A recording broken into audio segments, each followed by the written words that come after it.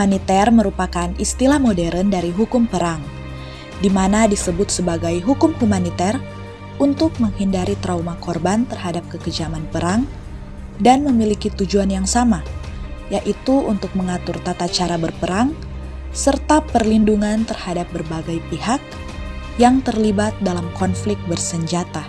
Asas atau aturan dalam hukum humaniter yakni yang pertama, asas kepentingan militer, yakni pihak yang bersengketa dibenarkan menggunakan kekerasan untuk menundukkan lawan demi tercapainya tujuan dan keberhasilan perang.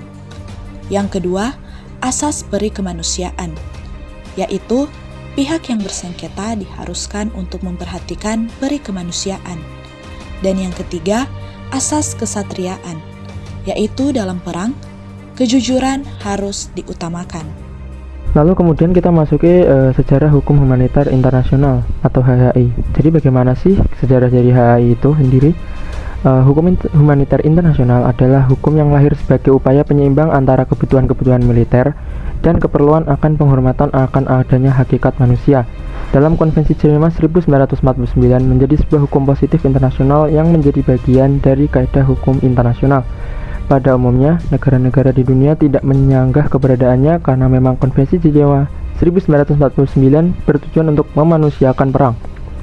HHI sendiri sangat diperlukan untuk memenuhi kebutuhan kemanusiaan di tengah situasi perang dan konflik bersenjata. Komite Palang Merah Internasional atau ICRC hadir menjadi pihak ketiga dan berperan sebagai non-state, serta ICRC dapat beroperasi dimanapun wilayah-wilayah konflik untuk menjamin bahwa pihak-pihak yang berkonflik akan menghormati aturan-aturan dalam Konvensi Jenewa yang telah disepakati bersama oleh negara-negara di dunia. Konvensi Jenewa adalah bagian dari hukum internasional yang juga dikenal sebagai hukum kemanusiaan dalam konflik bersenjata. Tujuan dari konvensi ini adalah untuk menjadi patokan standar dalam memperlakukan korban perang. Untuk itu, terdapat 4 protokol Konvensi Jenewa yang masih berlaku hingga saat ini, yakni mengenai perlindungan terhadap tentara angkatan darat dan laut, tawanan perang, dan warga sipil yang menjadi korban atau terjebak dalam situasi perang.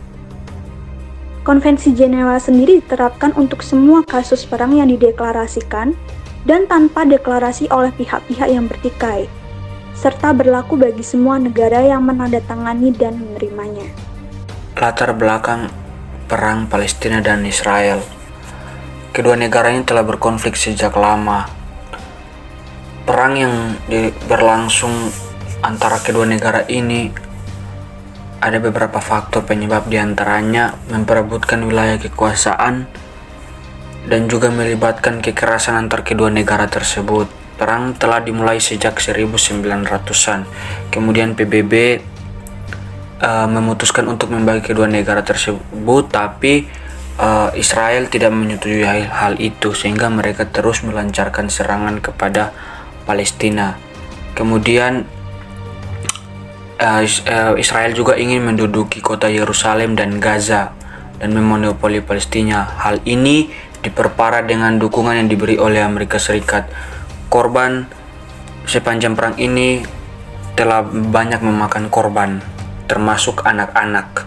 Dalam sebuah pernyataan kepada media, nyiksaan yang dialami anak-anak Palestina di tahanan tentara pendudukan Israel itu antara lain dalam bentuk dicegah tidur, dipukuli, jarang diizinkan untuk makan dan minum, serta diancam oleh interrogator untuk mengakui sebuah perbuatan.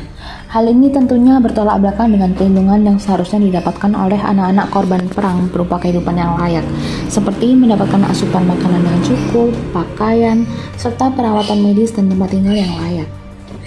Akan tetapi selama perang, yang dilakukan oleh pihak Israel telah melanggar ketentuan hukum humaniter internasional, yaitu melanggar HAM yang merupakan tindak kekerasan terhadap anak yang telah dijadikan tawanan oleh pihak Israel. Dikatakan bahwa sepanjang 2017, sebanyak 14 anak Palestina tewas terbunuh oleh tentara Israel.